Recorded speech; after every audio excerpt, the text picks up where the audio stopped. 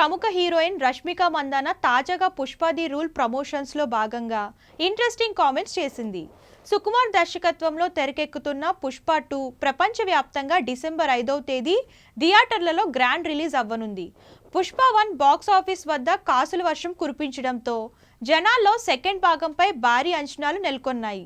Icon star Allu Arjun కు ఏకంగా ఉత్తమ నటుడిగా జాతీయ అవార్డు కూడా వచ్చింది.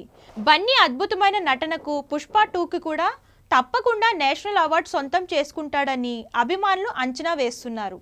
అయితే ఈ చిత్ర ప్రమోషన్స్ లో పాల్గొన్న రష్మిక తాజాగా ఒక ఇంటర్వ్యూలో ఆసక్తికర వ్యాఖ్యలు చేసింది. పుష్పరాజ్ మూవీ ఫైనల్ వర్క్ లో బిజీగా ఉన్నారని, కాబట్టి ఆయన ఈవెంట్ కు రాలేకపోయారని రష్మిక వెల్లడించింది. మా సినిమాను ప్రమోట్ చేయడానికి ఇక్కడికి వచ్చానని తెలిపింది. పుష్ప మొదటి భాగాన్ని బన్నీకి ఉత్తమ నటుడిగా నేషనల్ అవార్డు వచ్చిందని పేర్కొంది. రష్మిక మాట్లాడుతుండగా విలేకర్ మధ్యలో కల్పించుకొని ఈసారి కూడా అవార్డు వస్తుందా అని అడిగాడు.